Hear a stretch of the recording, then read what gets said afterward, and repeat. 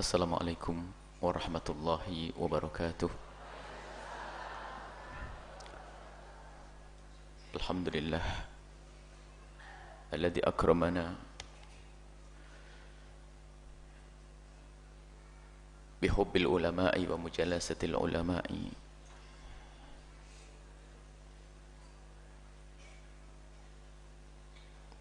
wa salatullahi wa salamuhu ala habibina sayyidina Muhammad wa ala alihi al-mutahharin wa ashabihi tayyibin wa tabi'ina lahum bi ihsanin ila yaumiddin. Allahumma ya Rabbana akrimna bil ilmi an-nafi' wal amal bihi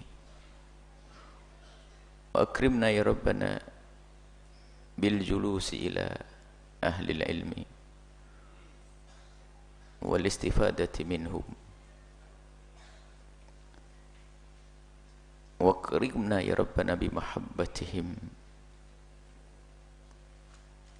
usurna yawmal qiyamati ma'a zumratihim ma'a habibika sayyidina Muhammad warzuqna ya Rabbana taubata qabla al-maut wasyahadata 'inda al-maut wal jannata ba'da al-maut. Amma ba'd. Pesan yang amat indah untuk diri kami pribadi dari yang mulia Al-Allamah Sayyidi Syekh Muhammad Darwis. Pesan dan perlunya bukan untuk kita dengar, akan tapi untuk kita rasakan. Alangkah banyaknya telinga bisa mendengar, tapi apakah hati sudah merasakan sebuah pesan? Dan itu adalah hak. Zaman-zaman rusak, godaan luar biasa dahsyat.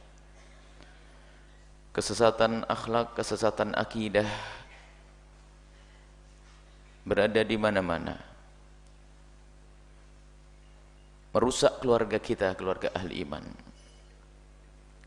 Dan bentengnya adalah tadi yang disebutkan oleh beliau, mujalasatul ulama. Sedang duduk dengan para ulama, dekat dengan para ulama. Dan alhamdulillah, hari ini kita dikirim oleh Allah seorang alim. Kita melihat wajah seorang alim, wajah beliau. Dan kalau kita runtut ke atas, beliau adalah seorang alim yang pernah melihat guru-guru beliau. Dan seterusnya melihat guru-guru sampai kepada Nabi Muhammad SAW. Dan perlu memang kita menanamkan di diri kita dan juga anak-anak kita kecintaan dan penghormatan kepada ulama. Kalau tadi dikisahkan seorang imam besar, Imam Taqiyuddin As-Subuki Al-Walid, orang besar bahkan dikatakan, memang beliau adalah seorang mujtahid, hanya tawadhu'nya ahli. Ulama-ulama dahulu adalah beliau selalu bertawadhu' di hadapan para ulama yang lainnya. Bagaimana kisah beliau tadi disampaikan bahwa melihat satu orang, karena beliau itu Imam As-Subuki, Taqiyuddin As-Subuki, orang yang sangat mencintai Imam Nawawi. Imam Nawawi adalah sebelumnya dan jauh. Jadi beliau begitu cinta dan hormatnya dengan Imam Nawawi. Imam Nawawi itu bukunya yang kita baca, Riyadhus Shalihin.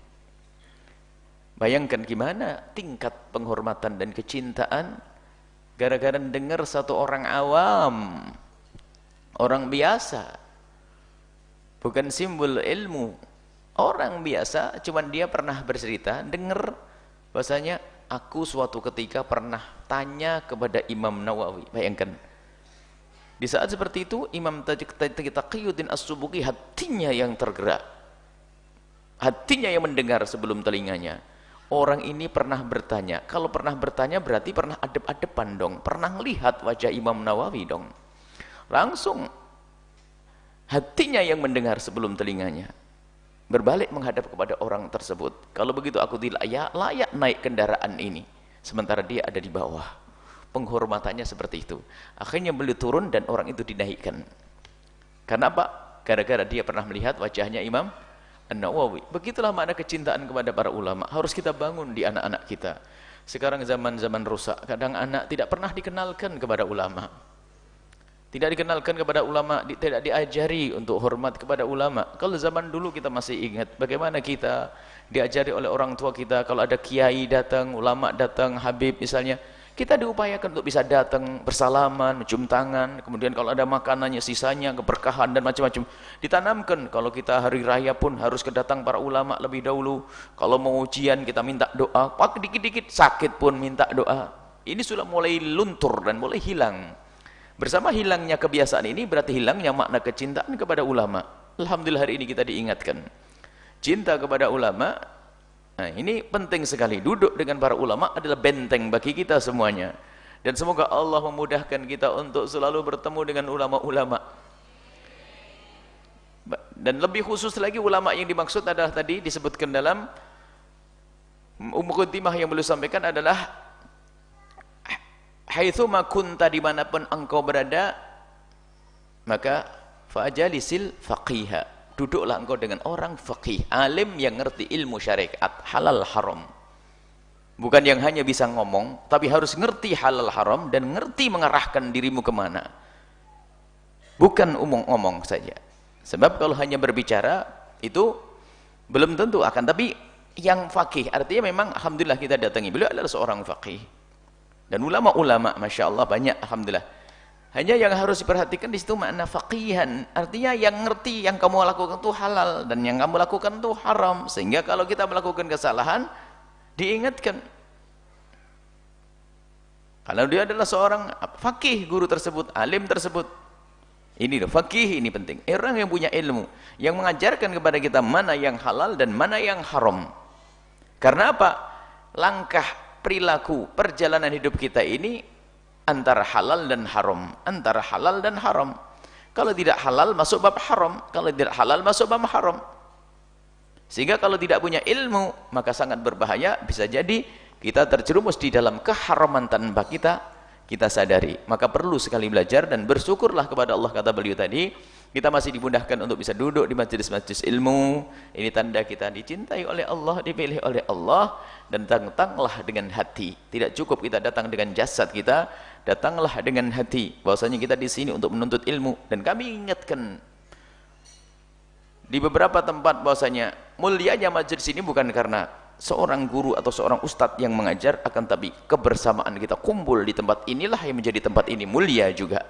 Sehingga majelis ilmu yang disebut sebagai taman surga, majelis ilmu yang disebut sebagai jalan menuju surga, maka ini adalah karena adanya kita semuanya. Maka semuanya ini akan dimuliakan oleh Allah. Dan akan satu rombongan nanti insya Allah di surga bersama Nabi Muhammad SAW, dengan guru-guru kita tadi, dengan Fadilat Syekh Muhammad Darwis dan para ulama-ulama yang lainnya. Dan juga di sini ada mata rantai yang tidak ada hentinya. Anda mengambil dari seorang guru, guru Anda ngambil dari gurunya nanti bergandengan kita bersama Rasul SAW. Maka yang perlu adalah hati, dan jadikan kecintaan Anda menghadiri majelis yang semacam ini dengan penuh kerinduan. Dan makna rindu dan cinta itu apa sih? Bukan kalimat yang terucap, akan tapi perlu diuji juga. Bagaimana? Kalau sudah kita mencintai majelis yang semacam ini, harus kita nomor satukan dong. Apapun bentuknya harus saya geser. Nggak boleh menggeser jadwal saya untuk ngaji, untuk menghadiri majelis ilmu. Dan kita hari ini lihat, membaca kitabnya Imam Nawawi. Kalau tadi disebutkan orang yang lihat Imam Nawawi, kita akan membaca apa yang ditulis oleh Imam Nawawi rahimahullah ta'ala. Maka jangan sampai kita nomor duakan hal-hal yang semacam ini. Majelis ini kita nomor satukan. Sebisa mungkin tidak, aku harus nomor satukan majelis yang semacam ini. Karena inilah yang menyelamatkanku, karena inilah yang menghantarkanku ke surga Allah. Baik. Terima kasih kita kepada Allah. Tadi dikirim seorang guru yang mengingatkan kita akan hal ini, dan mungkin kita sudah tidak pernah mendengar nasihat-nasihat semacam itu. Kecintaan kepada ulama, sering duduk di majelis para ulama. Baik, kita langsung saja kepada hadis kepada Imam Nawawi dengan kitab Riyadhus Shalihinnya. Kita sudah sampai kepada qala al-musannif rahimahullah ta'ala nafa'ana Allahu bihi wa bi ulumihi wa bi ulumikum fid dharain amin ila an qala babun nahyi an tawliyatil imarati wal qada'i wa ghairihima minal wilayati liman sa'alaha. Babnya ini pengulangan kepada makna yang pernah disampaikan, menunjukkan begitu pentingnya untuk kita ketahui. Bab tentang larangan untuk memberi jabatan kekuasaan kepada orang yang meminta.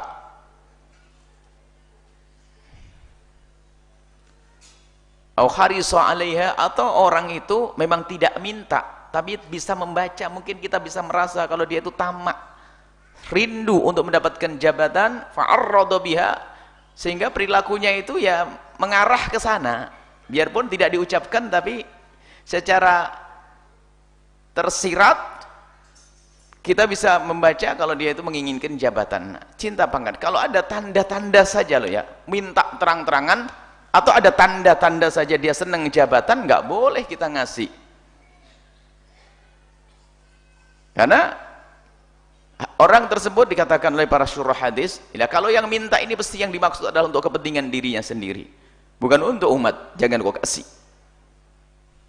Minta jabatan, apakah jabatan apa saja, jabatan qadhi, seorang hakim, atau bupati, wali kota, gubernur, apalagi presiden.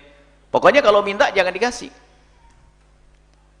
Dan itu adalah larangan yang disampaikan oleh Nabi. Nabi pendidikan ini untuk kita, dan harus waspada di dalam hal ini.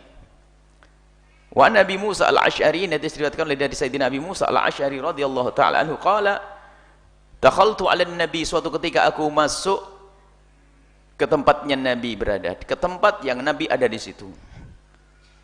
Ana wa rajulani min bani ammi, aku datang dengan dua orang dari keluargaku, keluarga dari pamanku. Wa qala ahaduhuma, salah satu dari orang yang aku bawa ini tiba-tiba berkata kepada Rasulullah, ya Rasulullah, wahai Rasulullah, amirna, jadikan aku pemimpin, ala ba'di ma wallakallahu azza wa jalla, ke sebagian tempat yang memang Allah telah berikan kepadamu. Nabi Muhammad kan pemimpin tertinggi di dunia dan di akhirat. Jadi maksudnya kamu kan punya link kemana-mana ya Rasulullah, berilah saya wilayah untuk jadi kek atau jadi apa, minta ke Rasulullah begitu. Wa qala al-akharu mithla dzalik, yang sampingnya juga begitu, ngomong yang serupa. Faqala, Nabi menjawab, inna, sesungguhnya kami, aku, wallahi demi Allah, sampai bersumpah. Nabi sampai bersumpah, lanuwalli, kami tidak akan memberikan jabatan hadzal amala, tidak memberikan, lanuwalli, tidak akan memberikan hadzal amala, pekerjaan ini atau jabatan, ahadan, kepada siapapun sa'alahu yang meminta, au ahadan, atau seseorang yang harisa, menginginkannya, minta atau tidak minta tapi tampak dari dirinya itu keinginan untuk menjadi pemimpin, maka tidak akan aku kasih. Muttafaqun alaih, hadis diriwayatkan oleh Imam Bukhari dan Imam Muslim. Ini juga sudah pernah kita bahas pada pertemuan yang lalu. Maka dari itu Anda jangan memberikan kepada orang meminta, karena mereka meminta kepada kita misalnya, tidak ya, apalagi mintanya pakai bayar, wah jangan lagi itu. Mintanya pakai, makanya sudah kami tahu kalau seandainya ada calon bupati kok nyumbang pondok, besok langsung nggak boleh dipilih gitu. Makanya biar aman, nggak usah nyumbang pondok kan gitu ya, dikasih tahu saja. Nah, makanya kita tidak akan memilih orang yang pokoknya yang minta tidak akan dikasih. Terang-terangan biar enak, kita tidak bisa diam, biar aman. Kalau ada nanti calon pejabat kok datang ke pondok kok bantu dan sebagainya, kalau begitu besok ada pengumuman, jangan dipilih dia, biar enak kita sudah. Alhamdulillah pondok berjalan lancar dengan para kekasih-kasih Allah yang bantu di sini. Ya, nggak pakai yang begitu-begitu, subhanallah, semuanya berjalan. Anak-anak juga makan 3 kali pakai nasi juga. Ini majelis juga jalan ya. Nggak perlu kita. Karena apa? Nabi melarang, bagaimana kita akan memilih? Dengar begitu aman nih, sudah tidak usah ngasih ini anak. Harus, memang kita harus jaga diri kita sendiri. Karena takut terbeli hati kita, naudzubillah. Kalau sudah diberi kan terbeli nanti. Gak enak gak milih ya. Makanya pernah saya sampaikan, Buya gimana ini duitnya sudah saya terima ini, habis lagi, saya pengen tobat. Tobatnya gampang. Tobatnya karena kamu sudah nerima, tobatmu tidak boleh milih, yaitu tobatmu, selesai sudah. Nah ini, makanya saya sampaikan di mana, tobatmu adalah apa? Tidak milih, sudah. Kalau tobatnya benar-benar dua, kembalikan duitnya. Tapi kalau sudah terlanjur habis, jangan pilih dia, itu tobatmu. Kalau kamu nerima duit sambil milih, dua dosa, pilih mana? Yuk. Nah ini musibah. Musibah zaman sekarang, musibah kita ini sudah dibeli hati kita dengan hal-hal yang semacam itu. Selesai kita. Ini sudah selesai, kita akan masuk bab baru lagi, bab tentang al-haya, dan mungkin tidak bisa selesai pada pagi hari ini. Al-haya, babul haya wa fadlihi, kitabul adab. Ini sudah masuk bab adab akhlak. Ini bab yang berat-berat, tegas-tegas, sudah selesai. Sekarang mulai bab yang lembut-lembut, yang indah-indah. Sebab harus digabungkan antara yang tegas, baru nanti dibungkus dengan keindahan. Akhlak al-adab, kitabul adabit. Ini bab ini kitab tentang tata krama. Babul haya'i wa fadlihi wal hathi 'ala takhalluqi bihi. Ini bab tentang budaya malu dan keutamaannya malu, dan himbauan agar kita berusaha untuk berakhlak, melatih diri kita takhalluq untuk berakhlak. Berakhlak dengan akhlak haya tadi, malu tadi. Ana ibni Umar, dari Sayyidina Abdullah ibn Umar radhiyallahu taala anhuma, semoga Allah senantiasa memberikan keridhaan kepada Sayyidina Abdullah dan ayahandanya Sayyidina Umar bin Khattab radhiyallahu taala anhuma, marra ala rajulin minal ansari, suatu ketika bertemu dengan orang Ansor, melewati satu orang Ansor, ya'idu wa huwa ya'idu akhahu fil haya'i, nasihati saudaranya tentang malu. Rupanya satu orang Ansor lagi nasihati saudaranya. Saudaranya itu ini bersama Rasulullah ini. Rasulullah melewati satu orang Ansor, orang di Madinah sana. Rupanya orang ini lagi nasihati saudaranya. Orang ini lagi nasihati saudaranya masalah malu. Yang dinasihati rupanya pemalunya berlebihan. Orang yang malu sekali, punya malu, pemalu. Kamu jangan malu-malu terus gitu.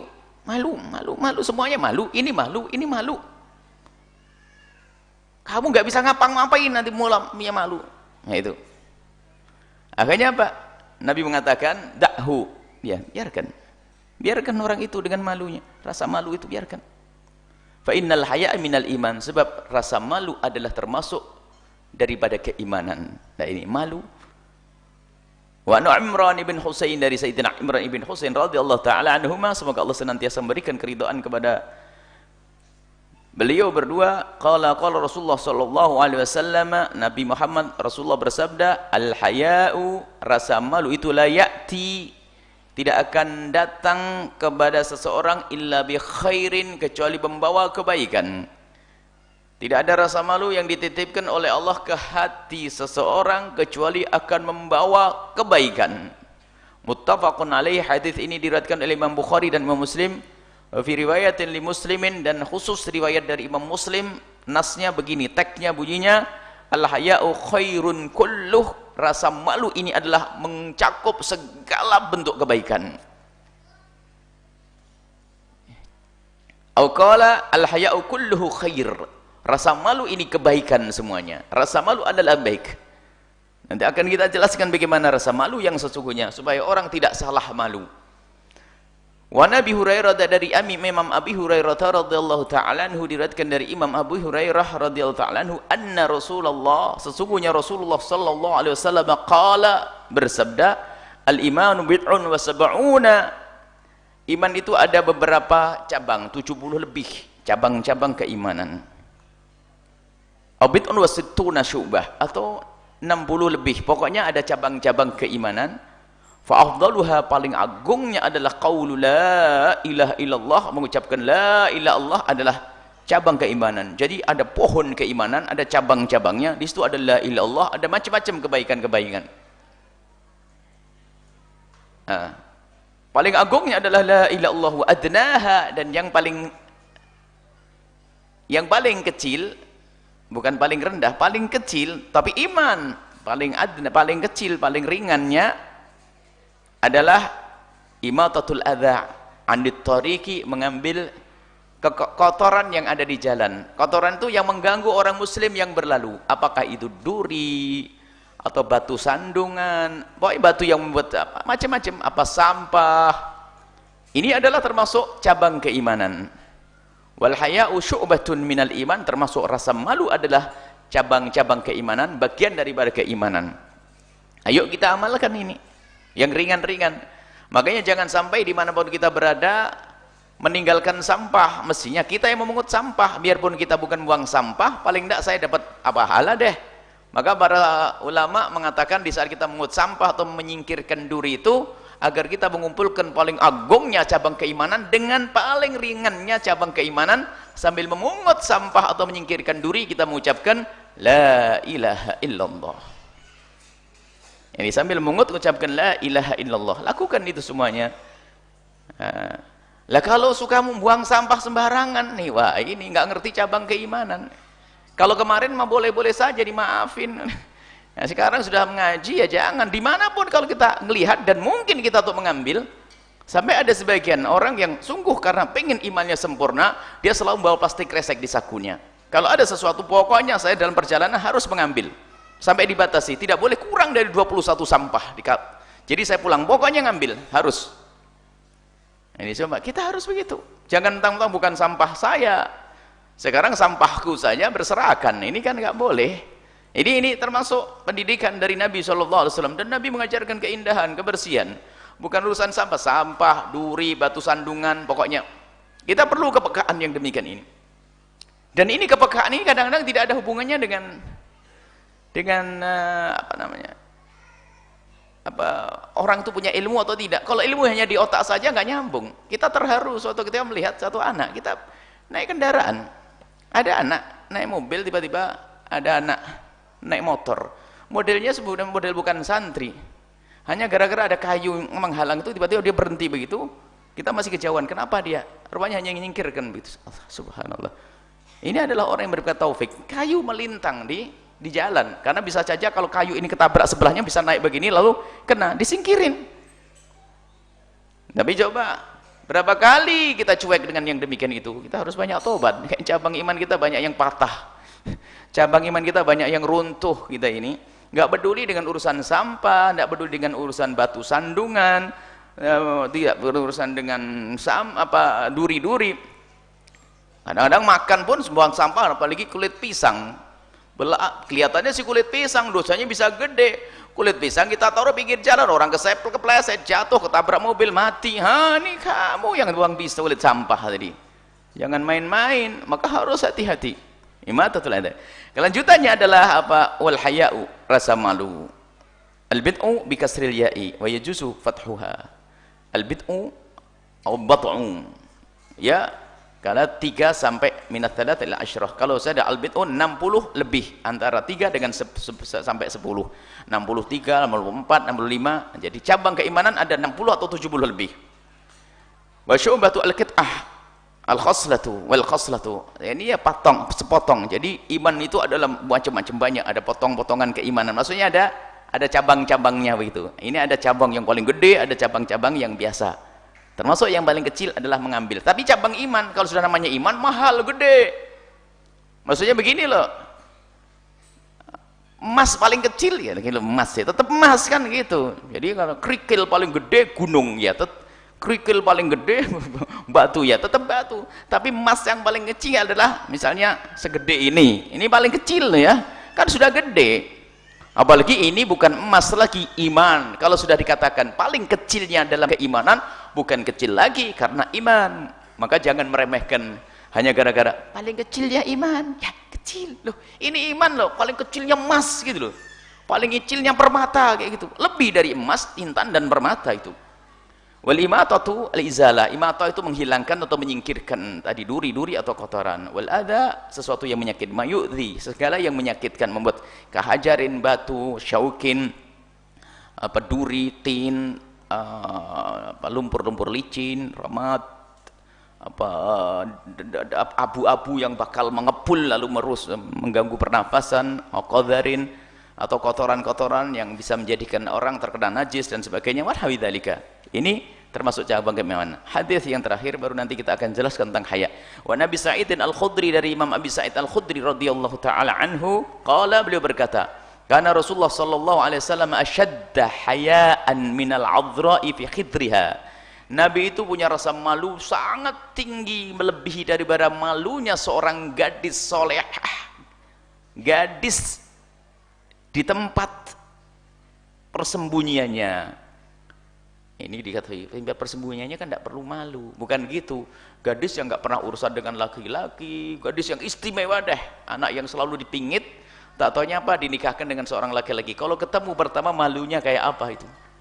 Padahal itu suaminya ya, rasa malu pasti ada. Bagi suaminya masih mungkin rasa takut, rasa ini, gemeteran, keringetan. Rasa malunya seorang anak gadis yang tidak pernah, mungkin dia selalu menutup auratnya ini.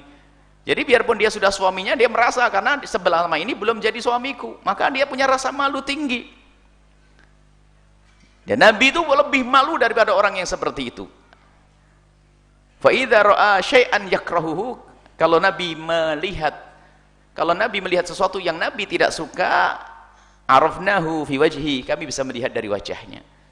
Ada perubahan di wajah Nabi jika melihat sesuatu yang Nabi ingkari, Nabi tidak senang. Muttafaqun alaih, hadis diriwayatkan oleh Imam Bukhari dan Muslim. Jadi Nabi itu punya sifat yang sangat luar biasa, dia punya rasa malu. Kalau ulama menyebutkan hakikatul haya, hakikat rasa malu adalah khulukun, satu akhlak yab'atsu, yang menjadikan orang itu, yang membangkitkan seseorang ala tarki al-qabihi, untuk meninggalkan sesuatu yang jelek. Jadi dikatakan yang namanya rasa malu itu adalah kekuatan di dalam dirimu, satu sifat yang ada di dalam dirimu yang menjadikan dirimu itu meninggalkan segala yang tidak baik. Wa yamna minat taqsiri fi haqqi dzil haqqi, dan menjadikan seseorang itu tidak akan teledor di dalam menjalankan kewajiban kepada siapapun, apakah kepada Allah atau dengan manusia. Rawaina Nabil Qasim Al-Junaidi, diriwayatkan dari Sayyidina Imam Al-Junaid, Imam Al-Junaid rahimahullahu taala, semoga Allah senantiasa memberikan rahmat kepada beliau, adalah imam dalam dunia tasawuf, seorang guru besar di dalam penggemblengan hati. Beliau mengatakan al-haya'u ru'yatul ala, rasa malu itu adalah bagaimana jika seseorang itu sudah bisa selalu dan selalu melihat nikmat Allah, baik nikmat yang bertebaran di kiri kanannya atau nikmat yang berada di dalam dirinya. Menyadari nikmat ini adalah bentuk dari rasa malu. Sehingga apa? Gini loh, kalau orang sadar bahwasanya kita manusia dengan manusia saja bisa membuat contoh. Kita dengan orang yang selalu berbuat baik dengan kita itu gimana kira-kira? Apakah enak kita kurang ajar? Misalnya rasa malu, kalau ada orang memberikan kepada kita sesuatu hadiah, coba, dia orangnya baik, memberi hadiah kepada kita, apakah Anda tidak malu tiba-tiba langsung Anda merobek hadiahnya? Gitu. Anda tidak malu, Anda tidak menghargai hadiah tersebut. Dengan manusia saja kita bisa sopan santun ya. Memang banyak orang sopan santun dengan manusia bisa, tapi dengan Allah nggak sopan santun. Ini kan bermasalah. Nikmat Allah diberikan dan Allah melihat. Ini kan hati busuk, contoh saja orang dikasih makanan sama tetangga langsung dijemur, kasihkan ayam, kan nyinggung perasaan itu. Memang ada katanya begitu, memang manusia tidak punya malu dia. Paling tidak kalau memang tidak boleh makan karena rizkinya apa ya, dijagalah hati. Jaga hati. Dengan manusia pun kita bisa, dengan manusia kita bisa menjaga, tapi dengan Allah kita gampang enakan saja dengan Allah ini ya. Allah melihat, makanya lihat karunia yang Allah berikan kepadamu, merenunglah akan nikmat Allah yang sangat banyak. Setelah kita nikmat namanya dunia yang dimudahkan untuk kita, sementara orang lain enggak seperti saya, kemudian keluarga, anak, apapun ilmu, kesempatan, mungkin Anda harus bersyukur. Iya, kita ini ngomong sama suami, bang, kita ini memang orang enggak mampu, enggak punya duit, mau berangkat ngaji aja bingung kita ini, tapi kita masih bisa sini. Itu banyak orang duitnya banyak enggak bisa, syukur, kan enak. Enggak mesti enggak punya duit, enggak, bisa datang buktinya. Mensyukuri nikmat yang dilihat, karunia dari Allah. Nah ini, Ru'yatut taksiri, kemudian selalu sadar akan kekurangan di dalam menjalankan kewajiban. Kewajiban mensyukuri nikmat Allah. Ini kata Imam Junaid, faitawalladu bainahuma, maka dengan penggabungan melihat nikmat kemudian kita menjalankan kewajiban, maka akan muncul halatan, satu keadaan yang hebat, dahsyat pada diri seorang, tusamma hayaan, yang diberi nama haya, rasa malu, wallahu a'lam. Nah, ini ada pembahasan masalah rasa malu. Malu itu kayak apa? Istahi minallahi haqqal haya. Nabi pernah menyebutkan, hendaknya kau malu kepada Allah dengan malu yang sesungguhnya. Inna nastahi, kami sungguh telah malu ya Rasulullah. Nabi menjawab, oh bukan begitu, kamu salah paham, bukan itu yang saya maksud malu. Malu itu adalah apa? Antahfadar ra'sa wa mawa'a, kau jaga kepalamu dan apa yang ada di dalamnya, wal batna wa mahwa, dan perut dan yang ada di sekitarnya. Rasa malu ini diajarkan Nabi. Rasa malu itu lo kau jaga kepalamu tuh dan isinya kepalamu tuh apa, pikiranmu tuh ngeres enggak, matamu ngelihat apa, mulutmu ngomong apa, denger apa, itu baru malu. Lah kalau kau gunakan matamu lihat yang haram, kamu tidak punya rasa malu. Pikiranmu gak karu-karuan, telingamu dengar yang haram. Nabi ngajari malu tuh itu. Rasa malu adalah begitu. Pokoknya ini, perut, apa yang masuk ke dalam perutmu? Dari riba, rebutan waris belum beres-beres, atau apa lagi? Haram, gak peduli urusan haram, kamu gak punya rasa malu. Dan apa yang ada sekitarnya? Ke bawah sedikit, urusan syahwat. Kau gunakan untuk apa? Bagaimana kau melampiaskan syahwat? Bukankah Allah sudah ngasih jalan yang benar, halal, tetapi kau melakukan yang haram, kau tidak punya rasa malu. Dan malu nanti ada martabatnya, ada malu kepada Allah, kemudian malu kepada Allah, malu kepada Allah subhanahu wa ta'ala, karena Allah selalu melihat kepada kita. Allah tidak pernah tidur, tidak ada yang tersembunyi dari pandangan Allah, baik itu yang kita lahirkan dalam perilaku kita, atau yang tersembunyi di dalam batin kita. Allah sungguh maha tahu. Tidak ada lintasan di dalam hati kita kecuali Allah tahu. Yang mengaku dirinya telah beriman kepada Allah, apa yang kau fahami, yang kau ngerti tentang Allah? Nah ini, kalau engkau betul-betul beriman kepada Allah, tentu kau akan berusaha untuk menjaga perilakumu agar tidak menjadikan Allah murka, tidak menjadi sebab Allah murka. Hatimu, lintasan hati, kebencian yang tertanam di dalam hati kita pun Allah tahu. Dendam yang tersembunyi di hati kita Allah juga tahu. Dengki yang ada di hati kita Allah tahu. Nah ini yang harus kita benahi, kita perhatikan. Rasa malu, kalau memang punya rasa malu, ini malu kepada Allah subhanahu wa ta'ala.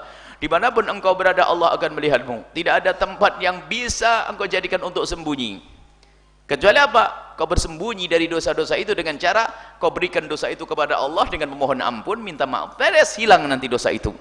Kemudian ada malu kepada manusia. Malu kepada manusia penting, harus ada malu dengan manusia. Kalau sudah tidak malu dengan manusia, ini repot lagi, ini lebih parah lagi.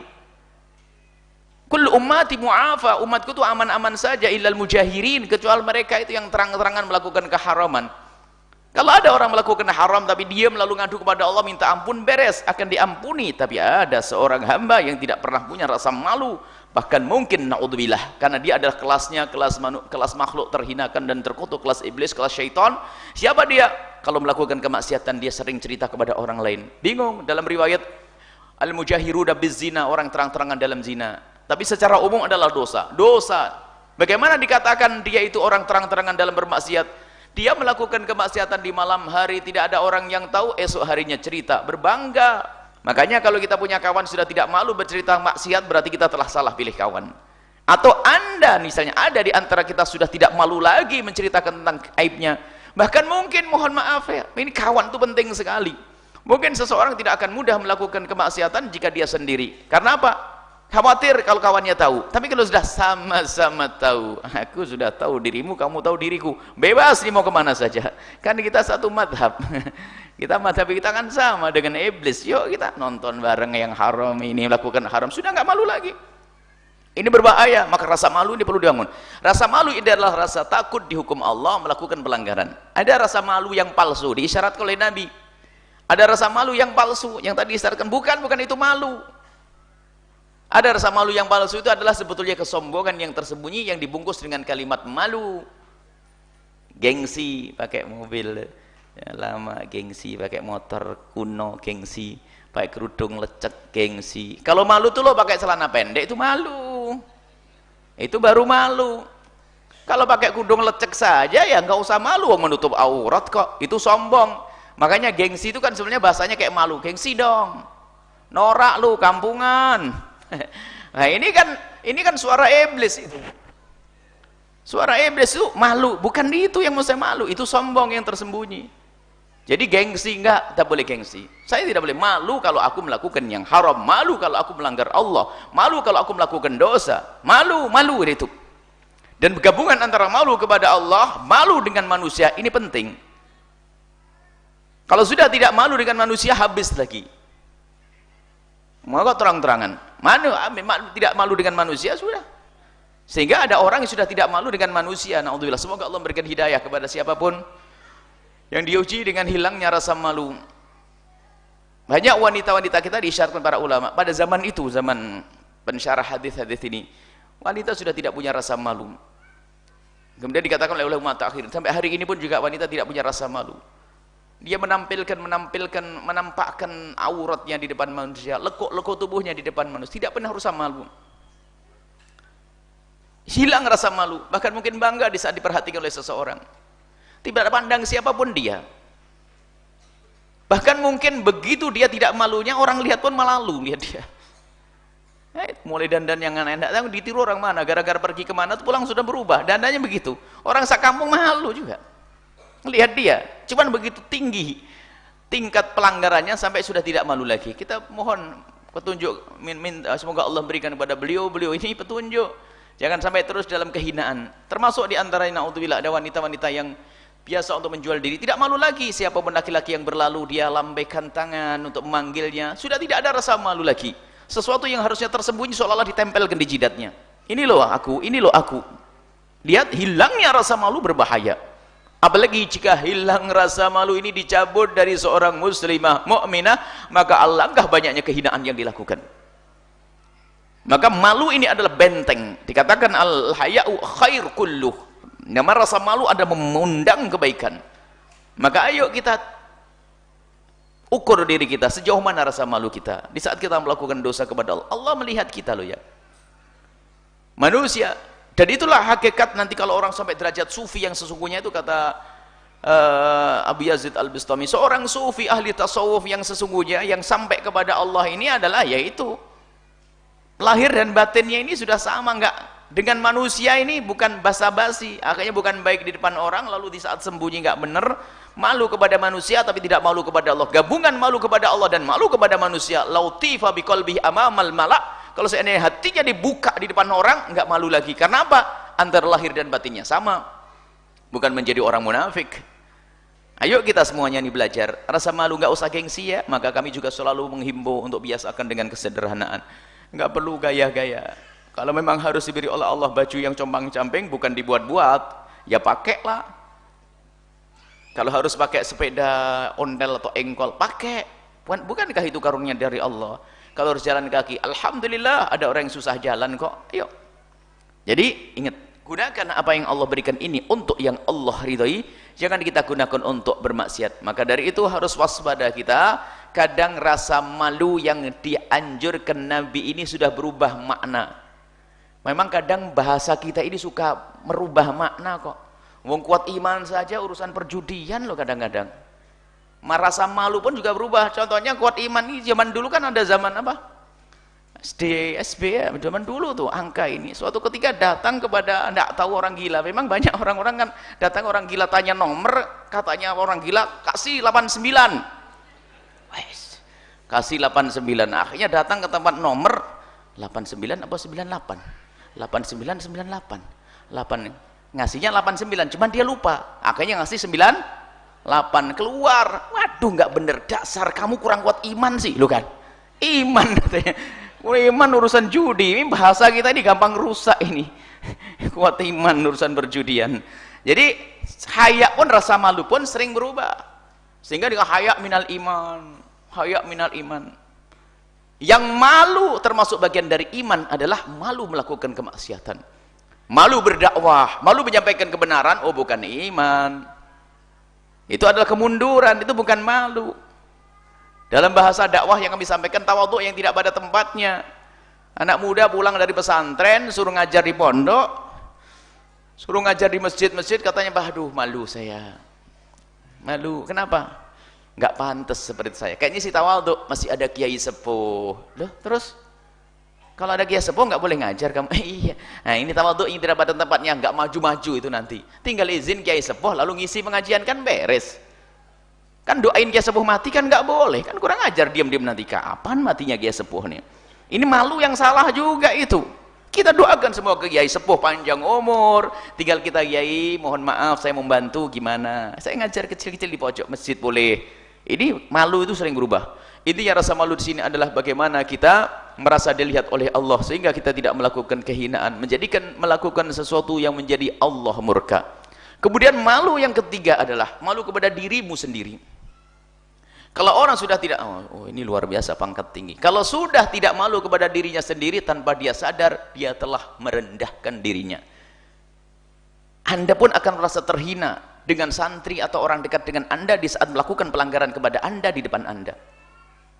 Wah, kurang, tidak malu lagi. Paling tidak akan nutup-nutupi ya.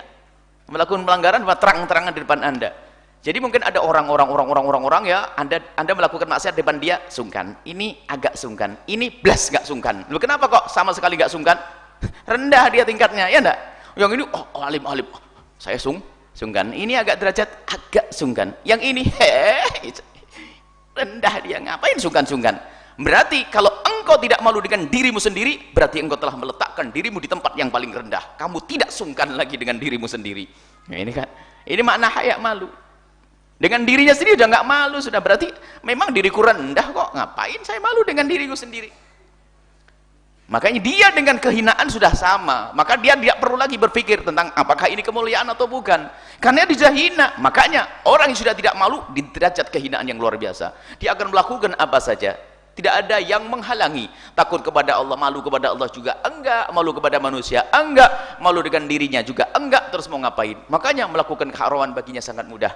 Ini rasa malu. Jadi ingat, malu yang sesungguhnya adalah malu melakukan keharaman, karena Allah Maha tahu melalui mata kita. Orang pakai kerudung soleha cantik malu dibilang norak kampungan. Menjadi melakukan kebaikan malu, nah ada boleh malu melakukan kebaikan, apalagi perintah Allah Subhanahu wa taala. Ini saja insyaallah pembahasan masalah malu. Semoga Allah memberikan kepada kita rasa malu yang tinggi. Dan memang dikatakan bahwa ahli iman itu yang sesungguhnya ini susah melakukan kehinaan. Kalaupun melakukan kemaksiatan dalam keadaan lalai, dia mudah untuk kembali dan bertobat. Gak ada keinginan untuk membangkang Allah itu. Kepleset bertobat, kepleset tobat. Karena begini loh ya, kalau kita melakukan kemaksiatan itu ada dua pilihan bagimu. Yang pertama, kamu melakukan dosa dengan matamu ngintip yang haram, atau kau kunci kamarmu untuk buka yang tidak baik di internet, atau apa saja. Lihat, pilihannya ada dua. Semoga Allah mengampuni kita semuanya. Pilihannya dua. Yang pertama adalah kamu mengatakan Allah tidak melihat, makanya kamu bebas melakukannya. Kalau Anda mengatakan Allah tidak melihat sehingga Anda bebas melakukannya, maka Anda keluar dari wilayah iman, syirik, kafir langsung saat itu. Kenapa? Meyakini Allah tidak melihat. Tinggal satu pilihannya. Anda meyakini Allah melihat. Nah ini. Lah kalau Anda meyakini Allah melihat, lah kalau Anda masih melakukan, berarti apa? Super kurang ajar. Kita ini Allah melihat. Di negeri-negeri yang tidak ada iman, negeri kafir itu lihat, mereka masih takut dengan kontrol ya.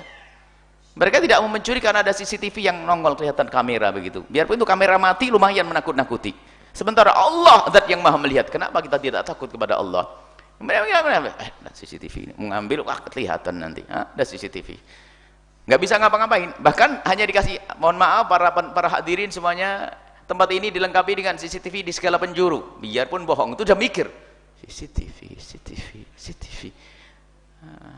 Berarti kita lebih takut dengan CCTV daripada kepada Allah. Kalau Allah pasti melihat, biarpun kita sembunyi, masih tidak tidak akan ada yang tertutupi, tidak akan ada yang tersembunyi bagi Allah Subhanahu wa taala. Maka menghadirkan kesadaran terus bahwasanya Allah lihat kita inilah rasa malu yang sesungguhnya. Dan rasa malu dikatakan segala kebaikan. Bahkan dalam makom arkanuddin itu ada makom Islam, makom iman, ada makom ihsan nanti. Makom ihsan adalah anta'budallah ka'annaka tarahu fa illam takun tarahu fa innahu yarak. Jadi makom kita itu dilihat oleh Allah, merasa sadar kalau kita itu dilihat oleh Allah Subhanahu wa taala dan itu benteng. Jadi menjadi kalau kita lihat Allah malu, saya tidak mungkin melakukan. Kalau sudah kelihatan bagaimana saya melakukan kemaksiatan, lalai, lupa manusia, lupa karena kita terpesona dengan sesuatu kemaksiatan lalu kita lupa, tergoda. Tapi setelah itu sadar dan dia menangis. Allah Maha Pengampun kok. Yang jadi masalah adalah itu loh orang yang melakukan kemaksiatan dengan terang-terangan, ya Allah aku tahu kau melihatku tapi ini loh aku melakukan. Hina itu.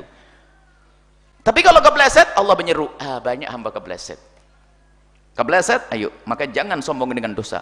Maka pengampunan itu sangat mudah kecuali bagi orang yang sombong nanti. Dan sombong ini lihat penyakit di dalam hatinya, dan kesombongan di dalam hati kita ini menjadikan orang nggak punya malu kepada Allah Subhanahu wa taala. Hilangnya rasa malu, sombong kepada Allah, suruh tobat nggak mau, suruh tobat nggak mau, suruhnya dari kesalahan nggak mau, dan hinalah manusia itu. Sehingga betul dikatakan rasa malu jika ada pada dirimu, khususnya para wanita jika punya rasa malu tinggi, lihat, maka ketahuilah kebaikan, segala kebaikan ada pada anda. Kemarin kita bicara dengan anak-anak putri kita, budara ya malu, jangan biasa mengangkat suara. Fala takhdu'na bil qawli fayatma'alladzi fi qalbihi maradun. Kalau ngomong kepada orang laki-laki jangan ganjen-ganjen deh, jangan desah-desah, jangan kemenyek-kemenyek itu.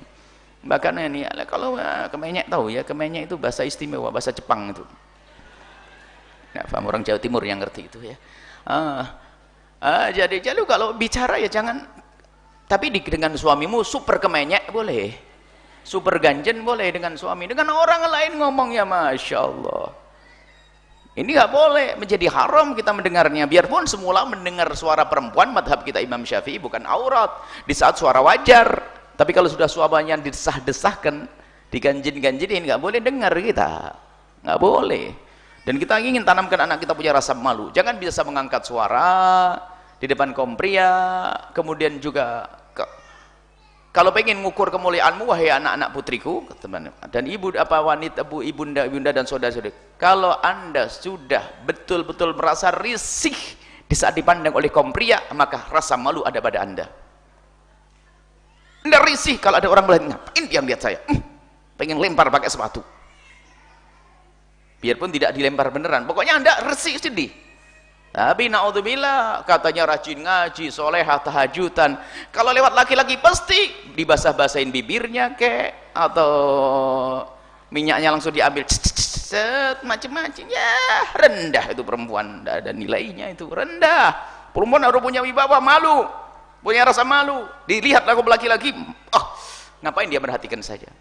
Dan sangat berbeda pendidikan yang diajarkan Allah dan Rasulnya dan pendidikan kafir. Pendidikan kafir pamer tuh, tonjolin tuh auratmu tuh, tampakin tuh biar terpesona, biar semua mengagumi kamu begini, kamu begini, hingga hanya untuk dinikmati oleh semua orang, karena memang nggak ada privasi, nggak ada yang istimewa lagi, sehingga siapapun boleh melihatnya, ya bersentuhan boleh ya. Sementara orang yang sesuatu yang mulia pun akan dijaga. Sebenarnya menjaga ini adalah tradisi atau kesadaran semua orang. Dikisahkan bahwasanya ratu di negeri kafir sana, ratu apa gitu di Inggris atau apa itu nggak mudah salaman sama orang. Karena apa? Harus terjaga dong, masa semua orang disalamin, ya kan? Apakah boleh semua orang salaman? Ya nggak boleh. Karena apa? Terjaga dia. Ratu ini, ratu. Kalau wanita muslimah lebih dari ratu. Jangankan kok bersentuhan, lihat saja jangan. Kullil mu'minina yaghuddu min absarihim, lebih mulia ada daripada seorang ratu. Tapi keinginan untuk menjaga ini selalu ada dalam fitrahnya manusia beriman, kecuali memang runtuh imannya, apalagi runtuh imannya sudah tidak pernah menjaga dirinya, nggak punya rasa malu lagi. Jadi kalangan ratu-ratu kafir pun dijaga, nggak boleh dilihat siapapun, ini hanya khusus, dijaga. Bagaimana kita sebagai orang yang kenal Nabi Muhammad seorang muslimah, kenapa harus dipamerkan tonjolan tubuhnya, lekuk-lekuk tubuhnya, kecantikannya? Kecantikanmu hanya untuk suamimu, kecantikanmu yang bukan untuk diobral di pinggir jalan. Maka budaya rasa malu. Sampai saya guyonan seorang wanita ini, kalau tiba-tiba ada laki-laki yang iseng di jalan itu, nyapa-nyapa di jalan itu, ambil sepatumu. Loh, Buya kok ngajari begitu? Enggak, biar kamu semakin wibawa. Nanti laki-laki jadi mulia semuanya, wanita mulia istimewa, tidak boleh diganggu, tidak boleh dihindarkan, tidak boleh direndahkan. Karena permasalahan adalah musuh-musuh Allah ini yang harus difahami oleh para ulama, para kaum muslimin.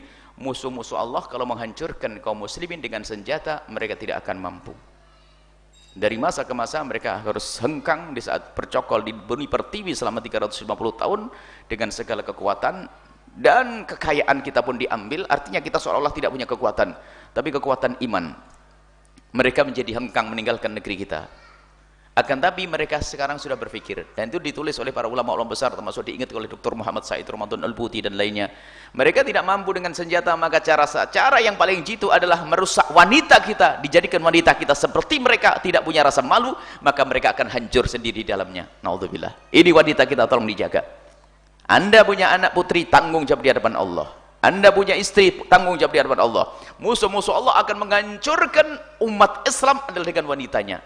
Sehingga wanitanya mengikuti gaya hidup mereka, pamer kecantikan, sampai wanitanya adalah wanita rendah yang nilainya hanya materi saja. Tapi dalam Islam nilainya bukan materi, nilainya adalah kemuliaan, pengagungan yang sesungguhnya di hadapan Allah Subhanahu wa taala, bukan dinilai dengan uang. Kalau negeri kafir, seorang wanita ada nilainya jika dia punya kecantikan atau punya duit. Sudah nggak cantik, nggak punya duit, sampah. Tapi dalam Islam tidak, tetap dimuliakan. Kalau dia seorang ibu, anaknya harus menghormati dan berbakti kepadanya. Seorang suami berbuat dolim dihukum oleh Allah. Karena enak, yang menghukum bukan main-main, bukan sekedar pak polisi saja. Allah akan menghukum nanti. Karena begitu pentingnya menghormati seorang wanita dan menghargai seorang wanita. Maka rugi dan rugi dan rugi, hai Anda wanita muslimah, Anda mengikuti cara hidupnya orang kafir. Anda rugi, berarti Anda tidak bisa menghargai diri Anda sendiri, Anda merendahkan diri Anda sendiri, maka ketahuilah Anda akan rugi di dunia dan di akhirat. Maka berpeganglah dengan ajaran Nabi SAW, muliakan dirimu, engkau adalah mulia, dimuliakan oleh Zat yang maha mulia Allah. Nabi mulia mengajari kemuliaan, para ulama pun mendidik kemuliaan. Maka sadar, semuanya ini demi dirimu wahai wanita, Anda harus mulia. Wallahu a'lam bissawab. Ya, baik, syukur keturunan kepada guru kita tercinta Buya Yahya. Mudah-mudahan kita semua diberikan rasa malu terhadap kehinaan dan dosa. Amin, amin ya Allah ya Rabbal Alamin. Baik, selanjutnya kita masuk kepada sesi tanya jawab. Kami berikan kesempatan kepada jamaah untuk bertanya. Jamaah bapak-bapak satu orang penanya, dan jamaah ibu-ibu satu orang penanya. Ya.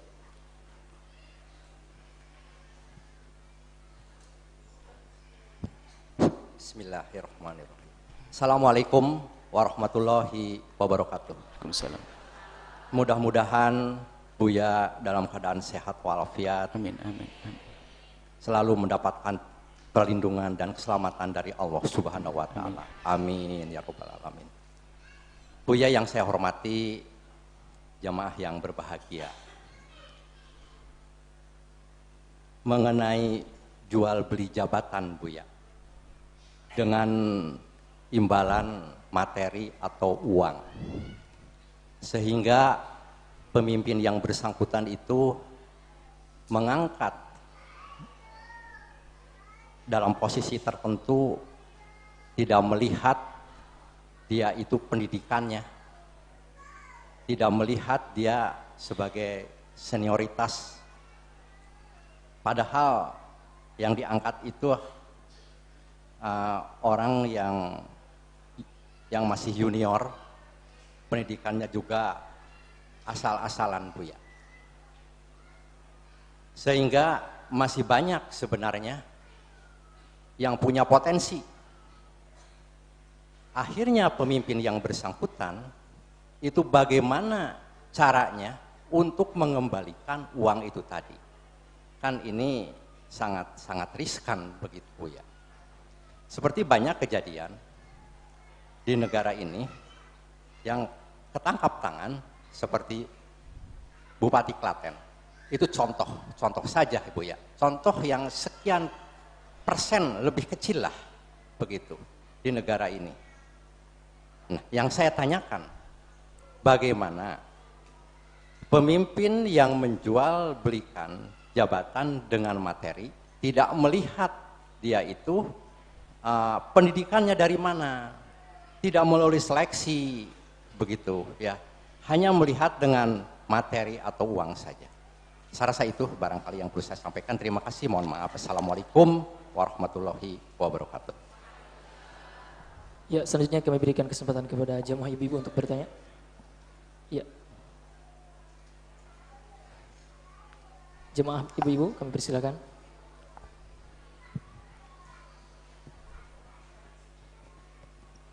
Assalamualaikum warahmatullahi wabarakatuh. Waalaikumsalam warahmatullahi wabarakatuh. Buya, sebagai guru, kadang-kadang yang namanya murid itu sudah kelas 6 SD masih salaman padahal dia laki.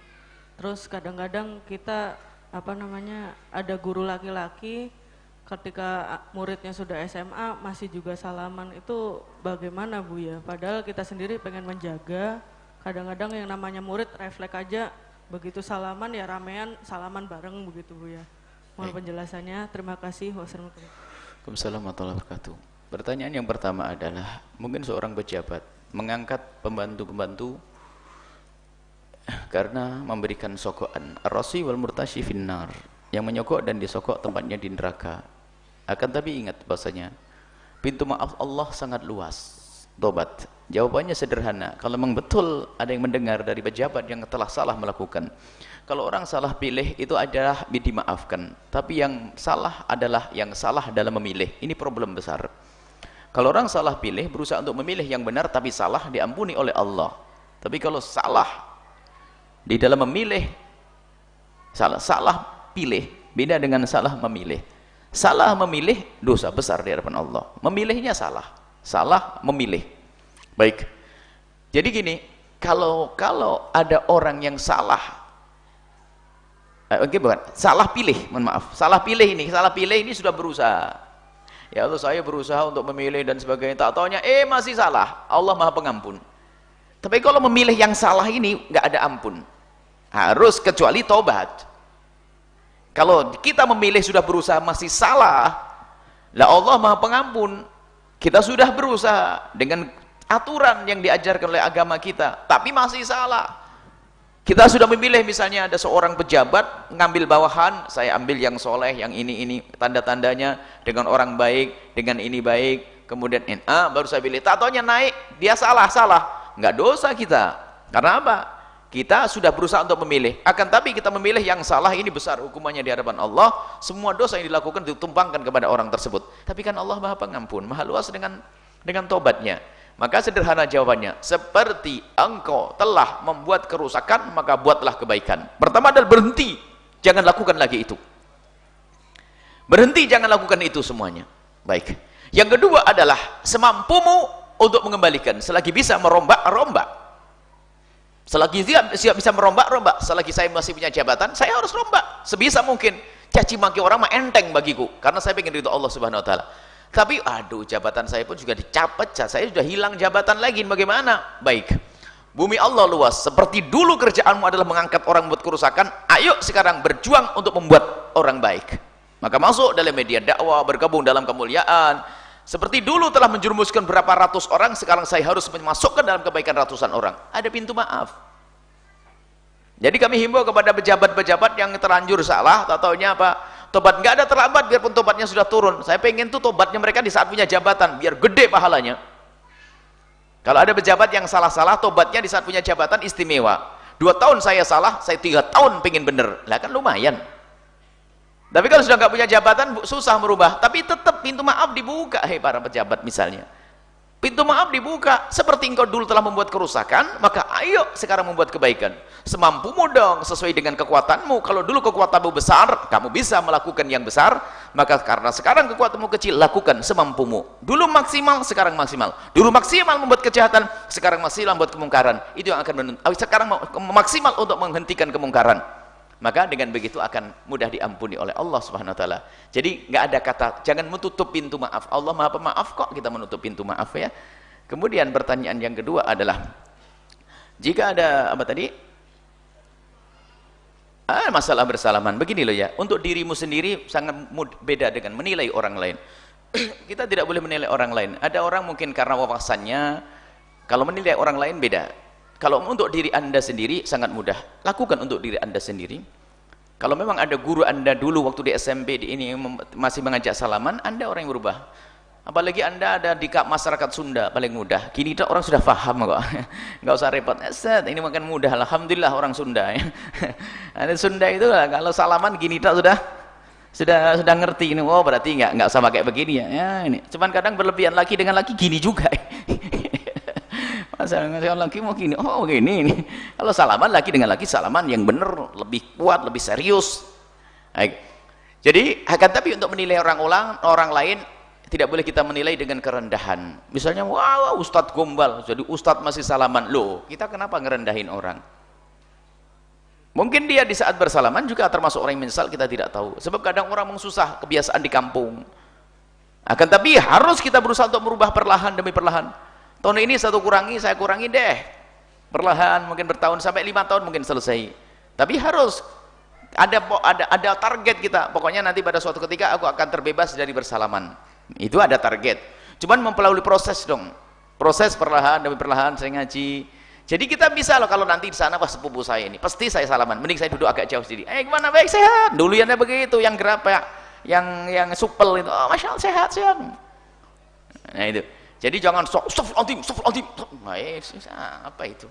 Nggak usah, biasa saja. Tapi berhasil sampai tujuan itu istimewa, hebat.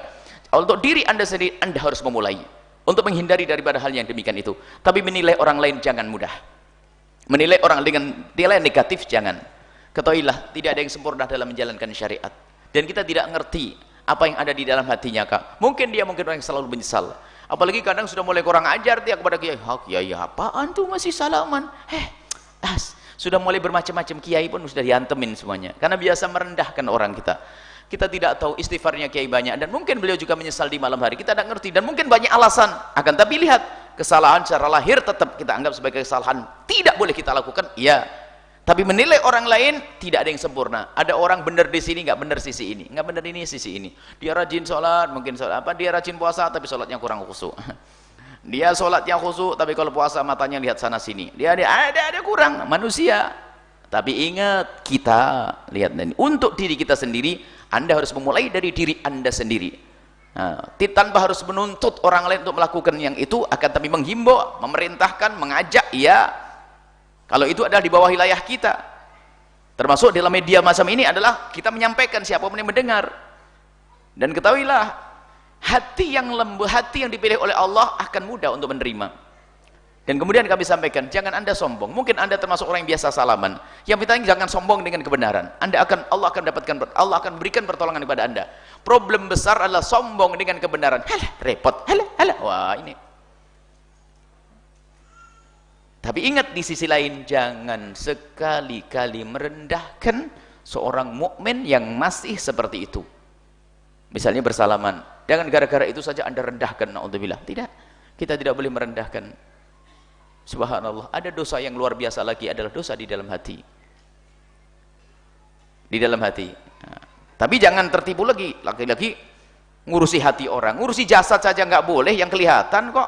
Ngurusi hati kadang-kadang, sombongnya. Wah, tahu orang sombong, hebat bener kamu lihat hatinya orang.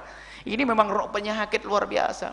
Yang lahir saja kita harus jaga, nggak boleh kita mencaci, mengejek dan merendahkan, apalagi urusan batin. Sudahlah. Mulailah dari dirimu sendiri, bermenahlah melakukan kebaikan, kemudian setelah itu jangan Anda mudah untuk menilai orang lain atau merendahkan orang lain, akan tapi mengajak ia, menghimbau ia, menyampaikan kebenaran ia. Tapi yang paling penting kita belajar antara untuk diri kita sendiri terlebih dahulu, kemudian merambat kepada sanak kerabat kita mulai terlebih dahulu, nanti akan berkembang nanti.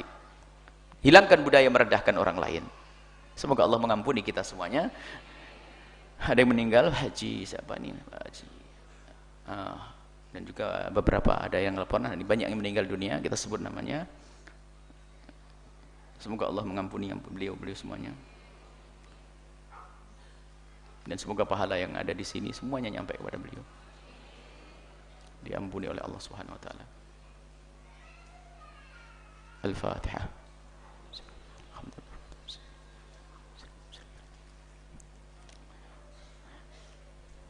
Dihimbau sehabis dari sini untuk bisa ke buyut, langsung masih ngejar 1 jam perjalanan, boleh bareng dengan kami atau boleh langsung ambil jalan sendiri, pokoknya nyampe ketemu di sana.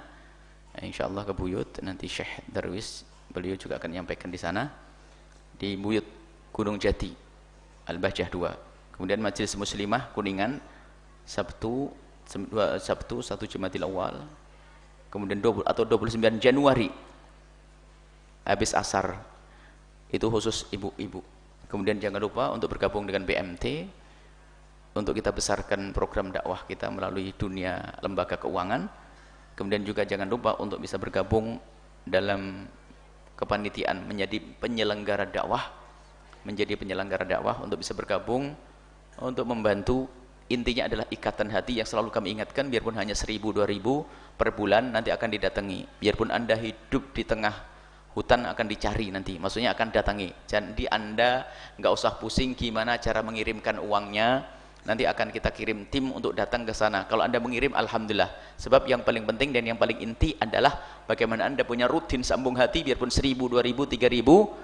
Nah, ini yang paling ringan sengaja Buya hadirkan agar Anda sambung dengan majelis ini sehingga Anda menjadi penyelenggara dakwah ini, sehingga semua pahala yang ada di sini bisa nyampe kepada Anda semuanya. Jangan ada yang tertinggal, satu pun jangan ada yang tertinggal, ya. Pokoknya kami mohon nanti daftar di sana dan daftar di sini. Ini penting maknanya. Kami ingin ada ikatan hati. Adapun yang sudah biasa sedekah besar-besar tetap berjalan, atau sedekah sembunyi di keropak ini tetap itu berjalan. Ini bab judul baru ini. Ini bab baru, ini kelebihan. Anda, Buya, saya sudah biasa di kota itu ngasih berapa juta ini. Ini bab lain. Ini bab baru lagi yang kita buka. Agar ada sinambungan nanti akan didatangi di rumah Anda oleh para santri, maka ini menjadi sebab kita semakin dekat nanti, dekat di dunia dan dekat di akhirat. Bismillahirrahmanirrahim. Alhamdulillahirabbil alamin. Allahumma shalli ala sayyidina Muhammad wa ala sayyidina Muhammad. Irhamna wa la tu'adzibna, wansurna wa la takhudulna, wa'afina wa la tumridna, wa akrimna wa la tuhinna, wa athirna wa la tuthir alaina, innaka ala kulli syai'in qadir. Allahumma ya Allah, ya Allah, ya Allah, muliakan kami di dunia dan di akhirat ya Allah. Tambahkan kecintaan kami kepada kekasih-Mu Nabi Muhammad. Tambahkan kecintaan kami kepada kekasih-Mu Nabi Muhammad ya Allah. Tambahkan kecintaan kami kepada kekasih-Mu Nabi Muhammad ya Allah. Dan tambahkan kecintaan kami kepada penerus-penerus kekasih-Mu Nabi Muhammad ya Allah. Ya Allah, Engkau Maha tahu tentang keadaan kami ya Allah. Ya Allah, budaya zaman sekarang godaan mengerikan.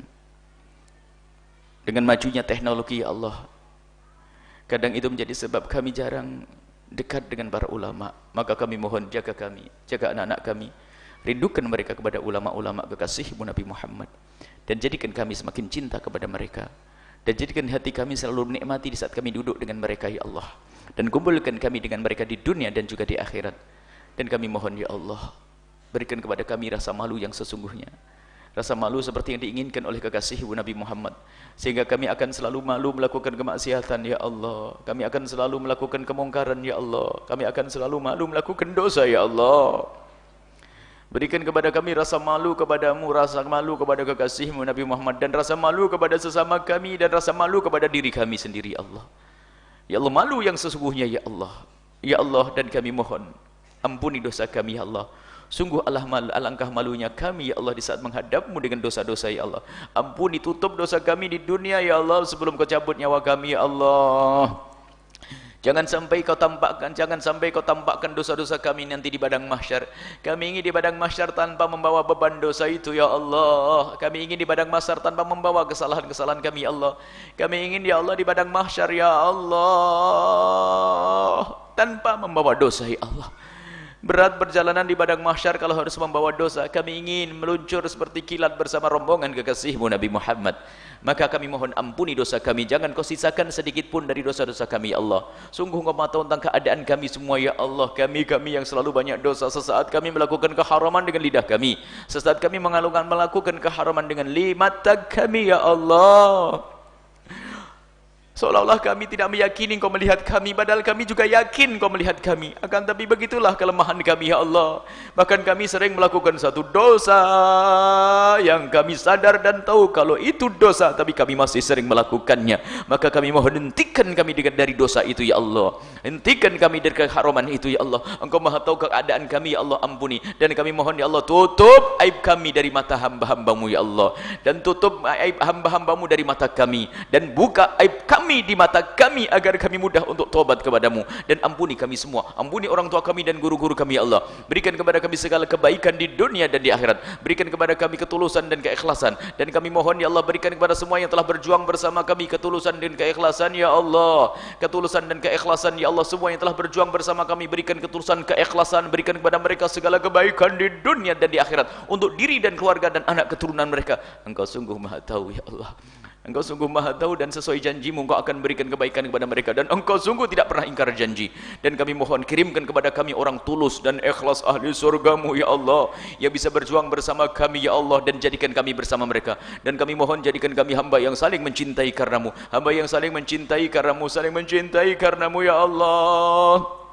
Jauhkan kami dari kebencian, permusuhan, dan jauhkan kami dari prasangka buruk, dan jauhkan kami dari menggunjing sesama kami. Dan kami mohon jaga iman kami, jaga akidah kami, jaga akhlak kami ya Allah. Kami mohon yang sempit rizki lapangkan dengan rizki yang halal penuh berkah, yang sakit sembuhkan, yang punya hutang mudahkan kami dalam bayar hutang-hutang kami. Dan kami mohon panjangkan umur kami dalam ketaatan serta sehat walafiat. Dan kami mohon ya Allah, ya Allah, ya Allah, wujudkan keindahan dalam rumah tangga kami, suami istri yang saling mencintai karenamu. Dan kami mohon ya Allah berikan kepada Allah, beri ya Allah, ya Allah, ya Allah, yang belum menikah jaga kehormatan kemuliaan mereka, dan mudahkan mereka ya Allah untuk mendapatkan pasangan orang-orang mulia yang kau muliakan, yang menjadi sebab mereka mulia di dunia dan di akhirat. Berikan kepada kami keistiqomahan ya Allah dalam kemuliaan, berikan kepada kami husnul khatimah, panjangkan umur kami dalam ketaatan serta sehat walafiat, dan berikan kepada kami semua husnul khatimah, mati dalam keadaan iman. Dan kami mohon ya Allah jadikan ucapan kami di akhir hayat kami kelak saat Engkau hendak mencabut nyawa kami. Kami ingin saat itu ya Allah hati dan lidah kami mampu mengucapkan kalimat agung dan mulia la ilaha illallah Muhammadur Rasulullah,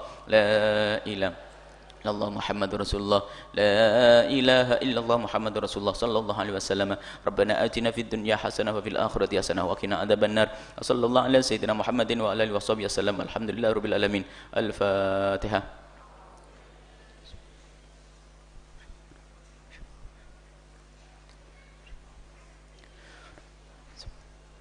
Terima kasih, mohon maaf, mohon doa selalu, wabillahi taufiq hidayah.